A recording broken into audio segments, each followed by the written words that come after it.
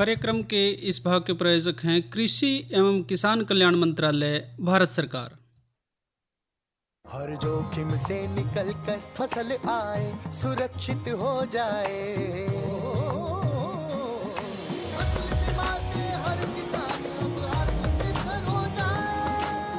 संकट के समय प्रधानमंत्री फसल बीमा योजना किसानों के लिए वरदान है।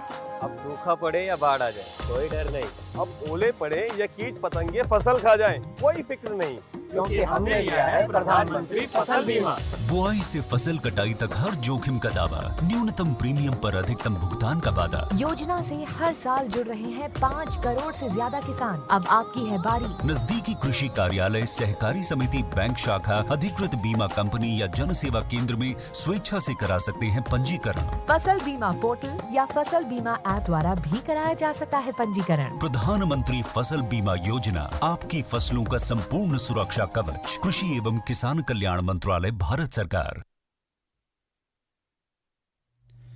वीरेंद्र भाई राम राम। प्रीतम भाई आपने भी और किसान वाणी कार्यक्रम सुनने वाले सारे बहन भाई है ना हमारी राम राम। प्रीतम भाई जी दिखे तो कई दिनों के बाद भाई, एक आध किला जो पक गया था वो कटवा लिया है। अच्छा, बहुत बढ़िया करे हम, यानी कि चढ़ते सीजन में जो है कटाई की तरफ ध्यान दिया और देना भी चाहिए। हाँ। साल भर की जो 6 महीने की मेहनत है तो वो इन्हीं दिना दिखा है जो भी काम कर रहे हैं आप जी। लगे हुए, तो वो तो आपने ठा लिया, पर इसके साथ साथ आपने और भी काम ठा लिया, क्योंकि नई ऊर्जा नई उत्साह के साथ जो आ रहे हैं आप। हाँ। और उसमें मेरे ख्याल में एक जो नई तरह की जो जड़ वाली सब्जी की काश्त की तरफ आपका ध्यान है, जो रुझान है, जो सर्दियों में आप काफी चावते खाओ इस्तेमाल करें। हाँ भाई, विचार कर रहे हैं फिलहाल तो, और आपसे भी चर्चा करेंगे और क्यों ना भाइयों से भी चर्चा। बिल्कुल आपने सही कहा कि भाई भाइयों से तो चर्चा जरूरी है। हाँ। उनकी रजामंदी होगी यदि तो आगे चले जाएगा। और बात हमारी चल रही थी शकरकंदी की। बिल्कुल सही कह रहे हैं। खाने में स्वाद तो जाड्डे में है। हाँ, जाड्डे में इब लगेगी यदि तो जाड्डे में काम आएगी यार। अच्छा। और तो इसीलिए कि इन दिनों में शकरकंदी की जो किसान भाई काश्त करना चाहें तो उसमें कौन कौन सी सावधानियां रखनी पड़ेंगी, इसके ऊपर आप कुछ बात करना चाह रहे थे। भाई लगावा तो जरूर, पर थोड़ा सा ध्यान रखते हुए लगावा है तो अच्छी पैदावार ले लेंगे उससे। और भाई कई चीज़ों में काम आवे है, सीधा खाने में भी और कई और चीज़ बनाने में भी काम आवे हाँ, है। और दूसरे आ जाए जिस तरह स्टार्च जिसने मांड कहते हैं, या फिर और कई जो औषधियाँ हैं, या न्यू कह लो काढ़े कूड़े बनाने में भी काम आ जाए। हाँ। उसमें इस्तेमाल कर ले हैं। और भाई जड़े भी पानी की सुविधा है उस इलाके में इसने आसानी से उगा सके हैं, सिंचित इलाकों सिंचित में। बिल्कुल सही कह रहा है। एक और बात है प्रीतम भाई, इसकी या कई भाई तो नहीं सोच रहे होंगे भाई शकरकंदी कोई नई बात है, पर सारे नहीं लगाते इसने। जिस तरह के आमतौर पर बहुत से किसान भाई कर ले हैं काश्त दूसरी सब्जियां की, जिस तरह आलू है, जड़ वाली सब्जी है, गाजर है, मूली है, सलगम है, मौसम के अनुसार इनकी काश्त कर रही है। हाँ। पर यह भी एक जड़ वाली सब्जी तो है, लगा रहे हैं। हाँ। पर उसके लिए खास थोड़ा सा बात का ध्यान रखना पड़ा है, और उसी के अनुसार जो किसान भाई लगाए हैं, जो चुनिंदा किसान भाई लगा रहे हैं, या फिर आपकी बात सुनकर शायद और बढ़ जा। और भाई थोड़ा भी लगावें तो भाई खाने में मीठा तो है ही है। इसका जो भी भाई सेवन करेंगे, मोटापा, मधुमेह, जो हृदय के रोग हैं और दूसरे जो जोखिम हमारे शरीर में रहे हैं, उनसे आपका बचाव रहेगा। और ऊर्जावर्धक ये एक तरह से है खाने में। वजन को विनोद भाई साहब कम करने में भी ये मदद करता है। वजन घटाने में भी जो है प्रीतम भैया काम आ रही है, तो बहुत बढ़िया बात बताई आपने। और वीरेंद्र भाई अगर ज़्यादा भी इसको खा ले तो कोई दिक्कत नहीं है। शकरकंदी बहुत बढ़िया है खाने में, ब्लड शुगर का लेवल भी तुरंत ही इससे ठीक हो जाए। प्रीतम भाई मैंने तो देखे आप खाते हुए। हाँ। आप 2 तरह से खावा देना है। हाँ। एक तो उबाली हुई। हाँ। और एक बार देखा था आपने भुन्नी भी थी यार मेरे ख्याल में, उसके बाद उसमें चटनी और मसाले मसूले पा के जब खुआई तो उसका तो मजा ही अलग आया। तो ये भी तो आप बिजाई की तैयारी कर रहे हैं जो आगे सर्दियों में खाने पीने का। हाँ, ये भी पिछले उलाने तो देव ना। और अच्छा। जो किस्म की बात करेंगे भाइयों के, जी हाँ, पूसा लाल और पूसा सफेद। पूसा लाल और पूसा सफेद। अच्छा, इनमें अंतर क्या प्रीतम भाई? भाई अंतर तो देखो जी, जो पूसा लाल है अच्छी किस्म है, छिलका लाल रंग का, गुद्दा सफेद, दरमियाने आकार के कंद और बीच में से मोटी। इसका भंडारण लंबे समय तक संभव है। और जो भाई पूसा सफ़ेद है उसके कंद सफ़ेद रंग के, जैसा नाम है सफ़ेद, दरमियाने आकार के और उत्तम किस्म के हुए हैं। इसमें पूसा लाल की बजाय पूसा सफेद में उपज भी ज्यादा है। पूसा सफेद में है। जी। तो मतलब एक तो मोटे तौर पे यही अंतर हो गया भाई, रंग का अंतर है। अंदर से गुद्दा जो है एक का लाल और एक का सफेद, बस यो दूसरा अंतर ये है कि पूसा सफेद से पैदावार ज्यादा मिल रही है। अच्छा, इसके बीज का हिसाब किताब क्या कुछ रहेगा, किस तरह लगानी है काट वगैरह का? और भाई बीज के लिए जो है नर्सरी में बो के पौधे तैयार कर सके हैं। इसके लिए पौधों के तनों में कलमों को तैयार करके खेत में उगाएं और 1 हेक्टेयर में कंदों को बोने खातर 1 क्विंटल मध्यम आकार के ठीक जो कंद हैं उनकी जरूरत पड़े है। दरमियाने आकार के, जी। ठीक कह रहे हैं, यह भी बात आपने और भाई सही जो कही। नर्सरी की बिजाई है वीरेंद्र भाई, जी हाँ। वो भी हम देखें कि चुने हुए जो भी हमारे कंद हैं उनको तैयार नर्सरी की क्यारियों के लगभग 60 सेंटीमीटर की दूरी पे लाइनों में बिजाई करें। कंद से कंद की दूरी 25 सेंटीमीटर और हर जो हमारा कंद है उसको 5 से 6 सेंटीमीटर की गहराई पे बीजना है। अच्छा, बीजना तो है, पर किन दिनों में बीजना है? कोई पहले तैयार कर रही हुई हाँ, है जो या फिर आप- इन दिनों में तैयार करेंगे आजकल? यही तो बात हुई ना कि कलमों को अप्रैल मई में लगा सके हैं। और भाई जो कलमों को नर्सरी में अगर आपने बोना चाह रहे हैं तो फरवरी और मार्च में भी चलो बो वो सकते तो हो हैं। लिया बात, हाँ। जो बोली होगी, पर जो और कोई टाइम रह रहा है इन दिनों में भी थोड़ा बहुत लगा सके हैं। भाई बात यह है कि अगर आजकल आप जो है जो नर्सरी पछेत हो में गए थोड़ा बहुत, हाँ नर्सरी आजकल भी लगा सके हैं, फिर ये लगेगी जाके जून और जुलाई के उतना ही समय आगे बढ़ गया। हाँ। ठीक। तो इसमें वीरेंद्र भाई जो कंद हैं उनको हल्की डोलियों पे या फिर स्पाट क्यारियों में लगा सके हैं। नियमित तौर पे सिंचाई करना जरूरी है और समय समय पे खरपतवार भी भाई काटते रहें। मौसमी खरपतवार जो गेलिया गेल जाम रहे हैं जी। तो उनकी तरफ भी ध्यान देना पड़ेगा। और इसके साथ साथ प्रीतम भाई आप बात करेंगे रहे हैं खाद और उर्वरक की, तो मेरे ख्याल में अंदाजन इसमें 10 टन गोबर की गली सड़ी खाद या फिर कंपोस्ट खाद जो है वो प्रति किले के हिसाब से इसमें रोपाई से लगभग 3-4 हफ्ते पहले जो है उसमें खेत में बखेर दें और उसमें अच्छी तरह से उसमें मिला दें। इसके अलावा प्रीतम भाई 32 किलोग्राम नाइट्रोजन यानी कि 128 किलोग्राम किसान खाद, 36 किलोग्राम फास्फोरस यानी कि 370 किलोग्राम सिंगल सुपर फास्फेट या फिर 32 किलोग्राम पोटाश और इसी तरह से 5 किलोग्राम जो आ जाए म्यूरेट ऑफ पोटाश जो है इसमें इस्तेमाल कर सके हैं प्रति किले के हिसाब से खेत में इनको लगाने से पहले। या फिर फास्फोरस और पोटाश की पूरी मात्रा और नाइट्रोजन की आधी मात्रा रोपाई के दौरान भी खेत में नीचे दे दें। और नाइट्रोजन की बची हुई मात्रा है वह लगभग 1 महीने के बाद जो है ऊपर से जिसने के टॉप ड्रेसिंग के जरिए कहते हैं तो उसके जरिए भी इस्तेमाल करी जा सके है। और वीरेंद्र भाई एक बात और है कि किस्में नवी भी आ रही हैं जिसमें पीली प्रजाति, भू सोना, ST14 या फिर गोरी या फिर भू कृष्णा ST13 ये भी आ रही हैं। अच्छा, ये आप बोल रहे थे इसीलिए भी याद आई आपके एकदम। और मिठा आलू भी क्योंकि इसने कहते हैं वाह के पंजाब मिठा आलू 21 कहते हैं इसने, क्या है वह भी एक किस्म आ रही है भाई। तो भाई जब भी किसी सरकारी बीज बिक्री केंद्र से लेना चाहें या फिर जो भी उनका तसल्ली बख्श जगह है वहाँ से इसको लें और नई किस्मों की भी जो है चुनाव करें। अच्छा, ये भी या तो बात कर ली, तो इसमें खेत की तैयारी का क्या हिसाब किताब भाई रखना एक तो पड़ेगा? बात यह है भी डले डुले खेत में नहीं होने चाहिए या पहली फसल के अवशेष? हाँ, मिट्टी फलने को फूलने। साफ भुरभुरा जरूर होना चाहिए। पुरानी जो फसल है वो आपने ठीक कहा कि उसके अवशेष को मिट्टी पलटने वाले हलों से गहरी जुताई करके नष्ट कर दें। खेत को कुछ दिनों के लिए खुला छोड़ दें। उससे जो हमारी भूमि है उसमें जो भी मिट्टी से जनित रोग हैं उसके कीट जो हैं वो नष्ट हो जाए हैं धूप लगने से। खेत में जो है जैविक खाद के रूप में पुरानी गोबर की खाद जैसा आपने बताया वो डाल लें और खाद को मिट्टी में मिलाने खातर खेत की 2 से 3 बार कल्टीवेटर के माध्यम से अदल बदल के तरीके से भाई उसकी जुताई कर लें। जुताई करने के बाद खेत में पानी चला के उसका पलेवा करें। पलेवा करने के 3 से 4 दिन बाद जब भी मिट्टी की ऊपरी सतह हल्की सूखी दिखाई देने लग जाए या बात आ जाए एक बार फिर से जुताई करके उसमें रोटावेटर चला दें। इससे खेत की मिट्टी भुरभुरी भी दिखेगी। और भाई उसके बाद सुहागा लगा के उसे समतल बना लें। भूमि में जो भी हमारी मिट्टी है बारिश के वक्त जल भराव जैसी समस्या नहीं होनी चाहिए, पानी निकासी का प्रबंध उसमें होना चाहिए। तो ये बात ये है कि भाई डोले बना के लगावें और खेत में अच्छे से जुताई करके और समतल बनाने के बाद ही उचित दूरी पे भाई इसकी खेती करें। और प्रीतम भाई जहाँ तक निराई गुड़ाई की बात करें और सिंचाई की, हाँ तो भाई क्योंकि शकरकंदी जो है तेज़ी से बढ़े है फिर भी खरपतवार अगर उगने दिए जाएं तो फसल पे बुरा असर पड़ेगा। एक जो रुपाई है वो 20 से 40 दिन के अंदर अंदर कम से कम एक बार तो भाई करनी पड़ेगी। रुपाई के 20 से 40 दिन के अंदर। हाँ, और भाई 2 बार कर दें तो बहुत बढ़िया। रुपाई के 40 दिन बाद मिट्टी भी लगा दें। ठीक, जड़ों पर मिट्टी चढ़ा दें भाई, जड़ें नंगी ना रहें जी। और जो भी वीरेंद्र भाई कंद और कलम हैं वो लगाते वक्त खेत में नमी नहीं होनी चाहिए, थोड़ी होनी चाहिए, ज़्यादा ना हो लेकिन।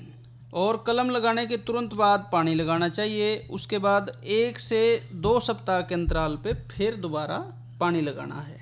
मतलब कलम लगा दी, फिर पानी लगा दिया, फिर 1 से 2 सप्ताह के बाद में जैसा भी मौसम चल रहा हो उस पे पानी लगाएं। और भाई बरसात के मौसम में सूखा पड़ने पर ही पानी लगाएं, जैसी भी ज़रूरत हो। खुदाई के 15 से 20 दिन पहले पानी बंद कर देना चाहिए। भारी मिट्टी वाले खेतों में जड़े भी खुदाई में मुश्किल आवे उड़े खुदाई से 2 से 3 दिन पहले हल्का सा पानी लगा लें। उससे भाई खुदाई में मेहनत भाई जाने है कि कम लगेगी। बात करेंगे कीटों और बीमारियों की। तो अच्छा, ये भी लगाएं इसमें? हाँ, तो भाई उसका भी जो है सुंडियाँ और घुन इसमें मुख्य तौर पे लगे हैं। तो जैसा भी वक्त हो विशेषज्ञ की सलाह लेके उसको भी भाई देखते रहें। इसकी खुदाई और उपज जो है 90 से 135 दिन में पक्के ये तैयार हो जाए है। फसल के तैयार होने पे ऊपर की पत्तियां जब भी पीली दिखें भाइयों ने तो समझ लें कि तैयार हो गया। कच्चे कंद को काटने पे जल्दी सूखता नहीं और काला हो जाए है। तैयार फसल की खुदाई करें और जो भी हमारे कंद हैं उनको छायादार स्थान पे सूखने के लिए फैला के रखना है। कंदों को सूखने खातर लगभग 1 हफ्ता चाहिए भाई। कटे हुए जो हमारे कंद हैं उनको निकाल के अलग कर दें। अच्छे कंदों को छाट के भंडारण करें या बाज़ार में बेचें, जो भी जैसी सहूलियत लगे भाइयों ने। 1 एकड़ से लगभग 80 से 100 क्विंटल कंद की प्राप्ति हो जाए है। और भाई 29 डिग्री सेल्सियस तापमान जो है वो ठीक है इनके रखने के लिए। तो भाई ये खेती भी भाई अपना के देखें और थोड़े में या भाई जिस भाई को ठीक से तजर्बा हो रहा है ज़्यादा क्षेत्र में भी इसको ले सके हैं। और वीरेंद्र भाई जी हाँ प्रीतम भाई, या जो गर्दा है सीजन का, जी हाँ, इसमें तो कुछ बढ़िया सुनवाओ फिर रागनी। अच्छा मतलब शकरकंदी के बाद सीधे आप तो रागनी पा लिए। हाँ तो सुनो फिर जी।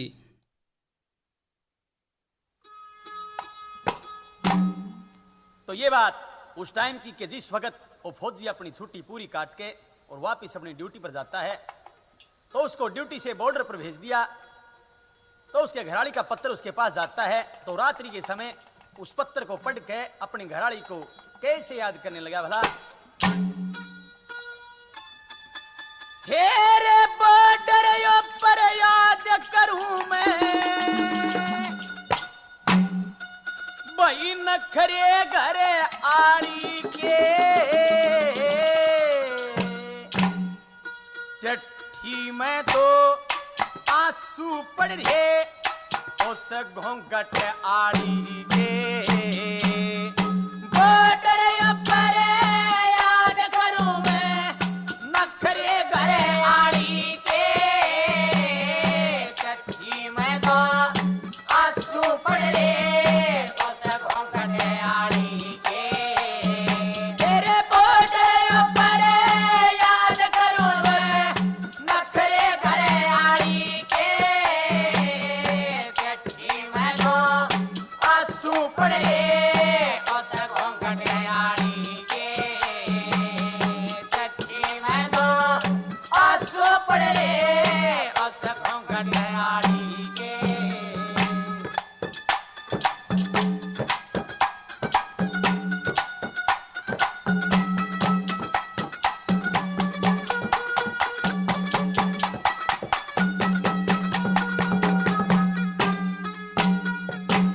भाई छुट्टी का जो टेम बताया उसके साथ मैं आज सुनाऊं हाल साथियों 1-2 बात मैं। अरे रोम रोम मेरा कर सरहाना बाकी गात में चक्की पे मन चक्की आई परसों रात में चक्की पे मन चक्की आई परसों रात में।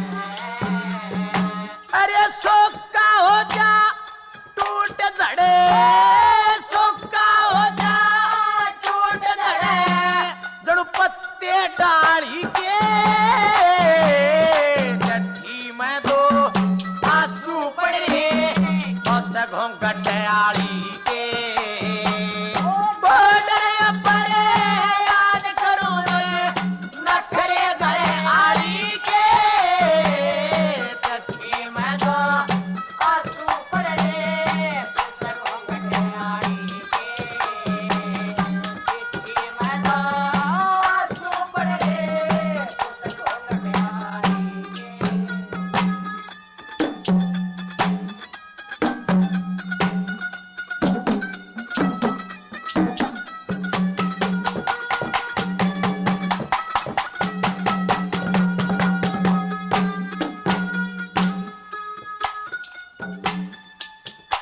एर करके यादे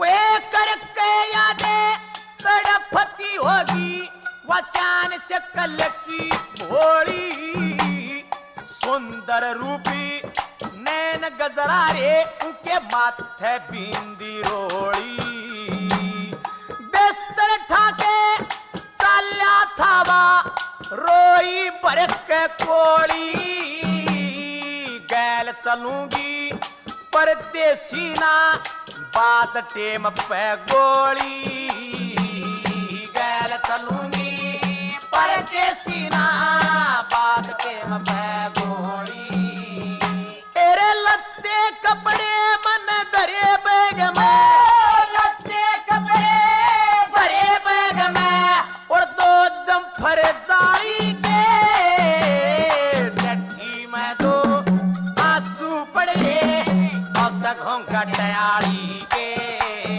बॉर्डर पर याद करूं मैं नखरे घर आली के जठी में दो आंसू पड़े बस घोंघट आली के जठी में दो आंसू पड़े बस घोंघट आली के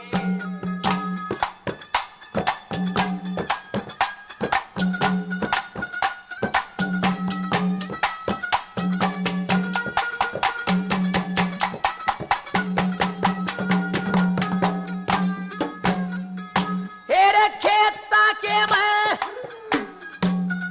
वे खेता के मैं साथ मेरे वा हाथ बटाया करती साज होमते रे बैठ पलंग पर मेरे पैर दबाया करती और पापा का प्रसाद बांटने वह मंदिर जाया करती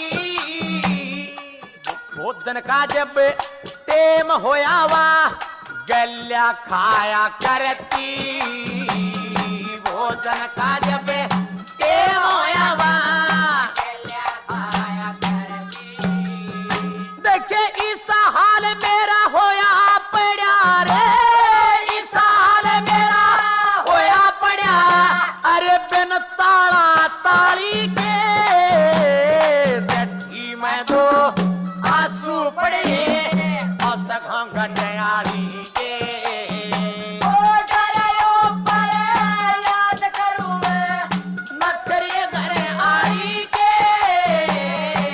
जठी में दो आंसू पड़े और घोंघट आली के जठी में दो आंसू पड़े और घोंघट आली के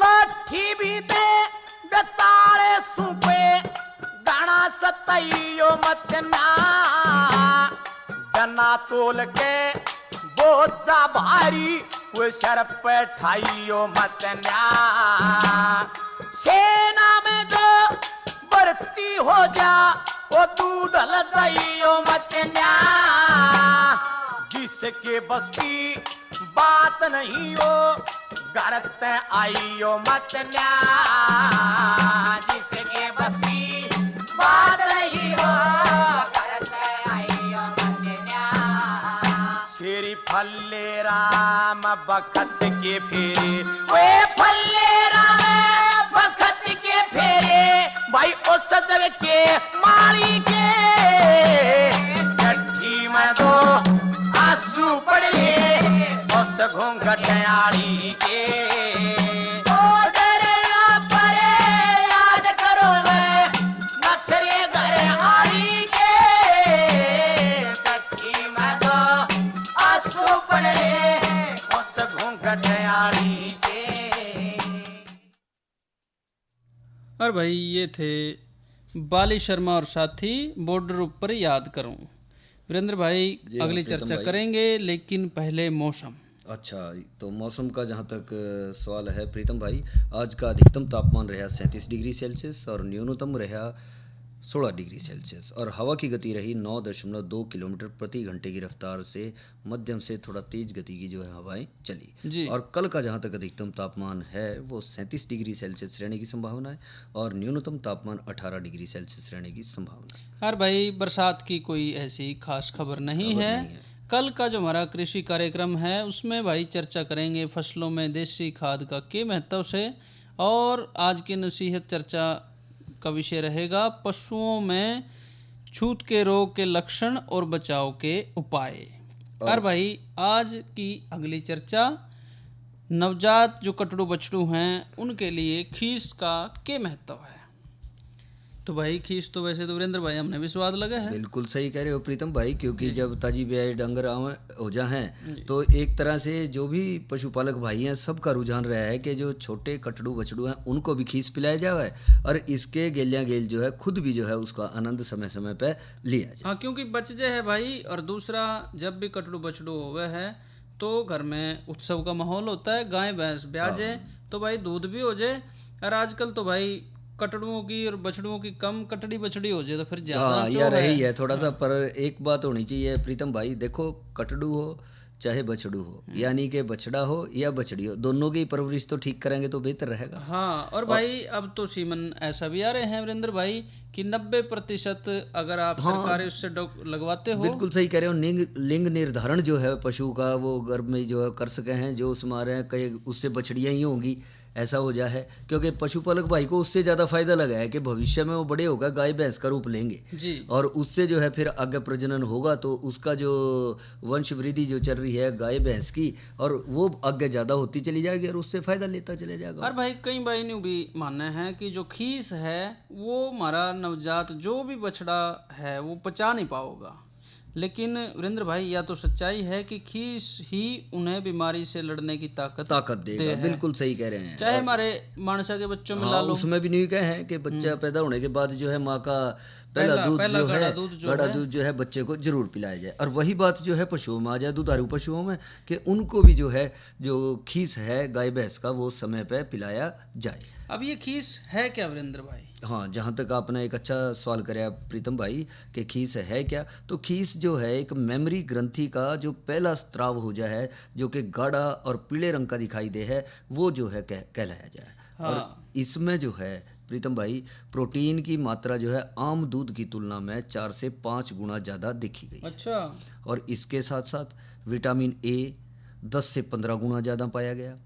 इसमें एंटी ट्रिप्सन जैसे अवरोधक कारक जो हैं वो भी जो है काफ़ी देखे गए हैं। और सबसे बड़ी बात यह है प्रीतम भाई कि खीस में जो उपस्थित एंटीबॉडी को नवजात की आंत में होने वाले पाचन को जो है रोके हैं जी। और एंटीबॉडी को ज्यों का त्यों जो है अवशोषित कर ले हैं अपने अंदर। और जो हमारे छोटे कटड़ू बछड़ू हो जाएं, कई बार कहते हैं ना कि भाई जो उसने कच्चा दूध ज़्यादा पी लिया उसका दस्त लग गए हैं जी, पतला हो गया, तो उसको भी उसको पचाने की क्षमता भी जो है ये उसके अंदर विकसित करेगा। तो किसान भाइयों ने यह बात वीरेंद्र भाई की सुनी होगी कि भाई प्रोटीन है 4 से 5 गुना आम दूध की बजाय, और भाई जो विटामिन ए है वो है 10 से 15 गुना आम दूध की बजाय। इसलिए बात तो समझ में आ गई कि भाई खीस क्या चीज़ है। क्यों पिलाना चाहिए? एंटीबॉडी खीस में पर्याप्त मात्रा में हुए हैं। खीस में जो है वसा है, प्रोटीन है, विटामिन है, खनिज पदार्थ है, प्रचुर मात्रा में है। मतलब सारे अच्छी ताकत देने वाला ये एक जरिया है जो कि छोटे नवजात कटड़ू बछड़ुओं को बड़ी जो उसमें मदद करेगा। नवजात को जो भी बैक्टीरिया से होने वाली बीमारी है उससे कौन बचावेगा? खीस बचावेगा, बिल्कुल और सही। खीस में ने कई ढाल के हार्मोन और विकास करने वाले कारक हुए हैं जो हमारे कटड़ू बछड़ू की बढ़वार खातर, उसके विकास खातर गणे जरूरी हैं। तो भाई बात यह है कि कब दें। हाँ, यह बात आपने बिल्कुल सही कही प्रीतम भाई कि कब दें। कई बार तो नहीं हो जाए कि गाय भैंस ब्यागी, पहले तो एक परंपरागत तरीका तो ये था भाई, जब तक गाय भैंस ने जेर नहीं गेरी जब तक जो है कटड़ू बछड़ू को दूध नहीं पिलाना और गाय भैंस की धार नहीं काटनी। और कई बार प्रीतम भाई नहीं हो जाता, कई बार तो सामान्य तौर पे 2 घंटे के अंदर 3 घंटे के अंदर जो है वो जेर गिर देता पशु, और कई बार हो जाता 12-12 घंटे 24-24 घंटे हो जाते, या कोई और दिक्कत आ गई तो वो निकलवानी भी पड़े थी उसमें। तो ऐसे में इतनी देर के कटड़ू बछड़ू भूखा रहेगा और वो उसके ऊपर और उल्टा असर पड़ेगा। तो इसीलिए देखा गया है, और जो हमारे पशु चिकित्सक हैं वो भी ये कहे हैं कि जन्म देने के पहले घंटे के अंदर, अथवा जो देखा गया है कि जितना जल्दी हो सके कटड़ू बछड़ू को, नवजात जो हैं उनको खीस पिला देना चाहिए। भाई इसका कारण है कि वीरेंद्र भाई की जन्म के 24 घंटों तक आंत में प्रोटीन के जो बड़े अणु हैं उनको शोखत करने की ताकत रहे है, इसलिए जल्दी पिलाना चाहिए। कितनी मात्रा में पिलाना चाहिए? जन्म के पहले 6 घंटे में 2.5 से 3 लीटर, पहले 6 घंटे में 2.5 से 3 लीटर, या भाई जैसा वजन दिखे फिर बछड़े के भार के 10% के, यानी कि 10वां हिस्सा जितना उसका वजन हो, 25 किलो हो तो 2.5 किलो के बराबर खीस पिलाना चाहिए। बात चलते चलते एक और, अगर कोई ऐसी बात हो जाए कि दूध ना निकले तो खीस बनाया भी जा सके है भाई। अच्छा, कृत्रिम खीस। हाँ, मान लो कई बार जो हो जाए दूध नहीं उतर रहा है, सही कह रहे हैं आप, तो भाई उसके लिए ताज़ा दूध आधा लीटर और एक अंडा 50 से 60 ग्राम हो गया, गुनगुना पानी 300 ग्राम, अरंडी का तेल 1 से 2 चम्मच, एक बार पानी 300 मिलीलीटर, हाँ 300 मिलीलीटर, ताज़ा दूध 500 मिलीलीटर, अंडा 50 से 60 ग्राम, गुनगुना पानी 300 मिलीलीटर और अरंडी का तेल 1 से 2 चम्मच। दिन में भाई 3 बार पिलाएं, इससे जो है बछड़ों की मृत्यु दर को कम कर सके हैं। तो भाई कार्यक्रम के इस भाग के प्रायोजक थे कृषि एवं किसान कल्याण मंत्रालय, भारत सरकार। अरे क्या कर रहा है? इधर इधर इधर, हम बोल रहे हैं तेरे बीजू का। उतला बोल रहा है? हाँ, पक्षियों से तो हम खेत को बचा लेते हैं, पर इन घातक रसायनों से कैसे बचाएं? मतलब? देख बेटा, तू जो ये अंधाधुंध रसायन मिलाता है ना, मिट्टी की सेहत बिगड़ने लगी है, और जब माटी ही कमजोर पड़ जाएगी तो उपज कैसे सेहतमंद होगी? अरे पहले ऐसा नहीं था, पूछना अपने बड़े बुजुर्गों से, कैसे फसल लहलहाती थी, शुद्धता झलकती थी। हाँ, माटी भी तंदुरुस्त और लोग भी। अरे अब पहली वाली बात कहाँ? पर अब तो सब यही डाले हैं। सब नहीं, आज भी लाखों जागरूक किसान परंपरागत विधि से फसल उगा रहे हैं, खर्चा कम और उपज की कीमत भी बेहतर पा रहे हैं। सच है? रे बेटे, एक्सपीरियंस से बता रहे हैं, धूप में बाल सफेद नहीं किए हैं। हाँ। ठीक है भाई, मैं भी आज से जैविक खेती शुरू करूंगा। माटी से प्रेम की परंपरा है, परंपरागत खेती। और भाई वीरेंद्र भाई, कार्यक्रम किसान वाणी का समय यहीं तक, भाइयों से इजाजत लें। अच्छा भाइयों, राम राम।